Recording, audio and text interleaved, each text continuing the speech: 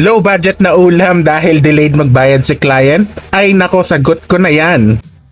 Sir Tami, laging happy at busog ang Tami. What's up mga ka-freelancers? It's me again, Sir Tami. Laging happy at busog ang tap. Siyempre, share ko na naman sa inyo one of my recipes na pang graveyard shift o kahit after ng shift, pwede naman. Okay, so one of the meals na favorite ko at ng ilang Ilocano pa na kilala ko. Pakbet to na low budget.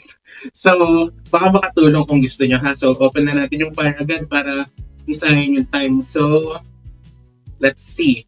Ngayon, ang unang-una natin gagawin. So, yung sibuyas. May napanood akong advice sa sibuyas, yung taas lang yung balatan mo. Okay? Yung taas lang yung balatan mo. Okay? Habang lagyan na natin ng mantika to. Okay?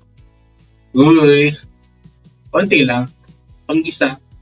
Tapos, balatan mo lang yung onion. And then, yung ilalim mo po siyang tatanggalin pala. Kasi, yun yung nakakaiyak. Okay? Yun na yung trick na matagal ko ng napanood. So, ayan, hindi mo siya tatanggalin. Tapos, saka hihiwa. Yan. Onion muna kasi, yun yung masarap, mag-caramelize muna bago yung bawang. Okay? So, let's put in the onion. Okay?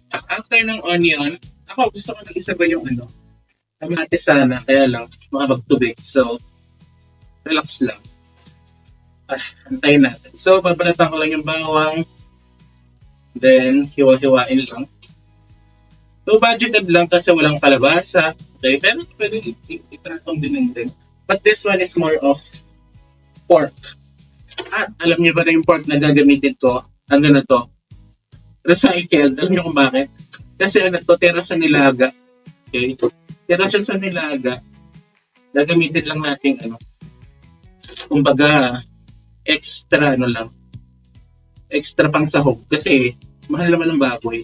So, hindi naman naubos yung nilaga, hinugasan ko na lang. Put it there. Okay. Now, balawan lang natin ang balawan. Ilagay na lang natin. Halo-halo rin. Bisa. Okay, isa. Wait lang natin there. Mag-caramelize. Okay. So, ang mga ingredient pala natin, ibinilisan na natin kaagad para maluto na siya kasi lunchtime na rin naman, So, we have tomatoes, we have, ampalaya na bilog, yung ganito. Okay, mas masarap yung bilog na ganito. Maliit lang siya. Kasi maganda siya for diabetes. And then yung talong na bilog din. Okay? Yun lang. Talong na bilog, ampalayang bilog, kamatis, bawang, sibuyas, and the pork na nilaga na binanlawan ko lang. Okay? Anong pampalasa natin dito? Pag-o, alubebe, sa Kapampangan. Okay? So, ihuli natin yun para ma-adjust natin yung lasa. So, after nyan, isa-gisa naman konti. Okay? Once na nag-caramelize na yung sibuyas, okay? And then medyo lang kulay na yung bawang, pwede na yung kamatis. Hindi ko rin nalis yung buto. Alam yung bakit? Para mas matubig yung kamatis. Para mas lowest yung niya. Yung patas. Para pampalansi sa bagoong. Kasi mahalit yung bagoong, di ba? So yan. Ito medyo palamog na. Okay lang yan. Hindi naman tayo maselan. Kayo ba? Paano kayo mag-reuse ng mga natira sa pagkain? Ako tira lahat to. So, hindi naman tayo maselan. Pwede natin ilagay yung pirang baboy. Galing lang sa nilaga ito. Ganyan. Okay. So, paano lang yan? Pwede mo na ilagay yung bawang. Yung alubebe, yung bagoong after. Okay? So, wait mo lang siya. Ganyan.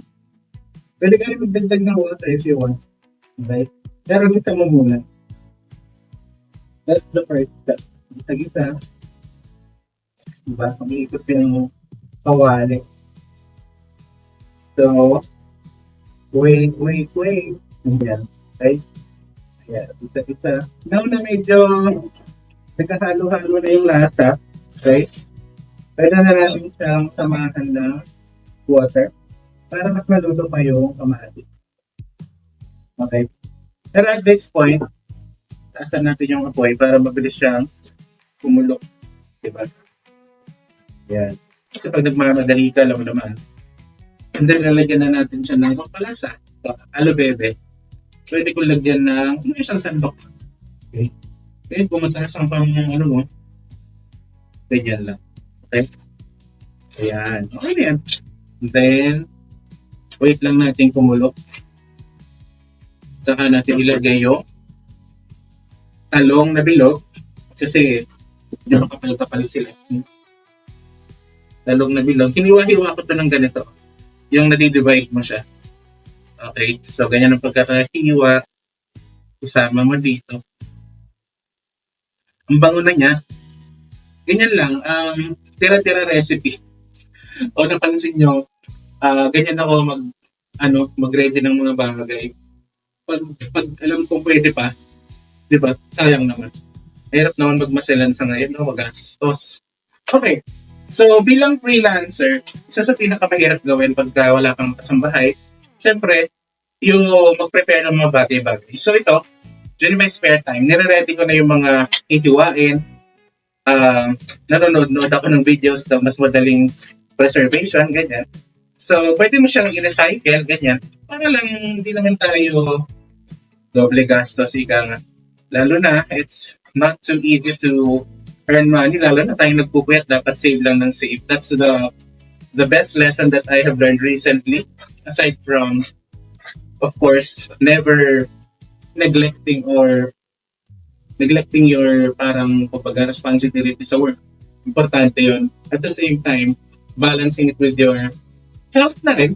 Okay, syempre kasi yun naman ang suma total ng mga ginagawa natin para maging masaya. You cannot be totally happy pag may sakit tayo. So, ito, mga simpleng recipes. Actually, pwede mo dagdagan ito ng malunggay. Ganyan. Hindi ko naman siya totally masabing pakbet. So, ano lang, low budgeted na semi-pakbet, no? Or dinengdeng, pero pork ang rekado. So, ano lang to, recipe pang masa at recipe ko pagka kung ano lang matira sa ref. No? So, ito ang nakita kong pwedeng-pwede sa ating mga freelancers.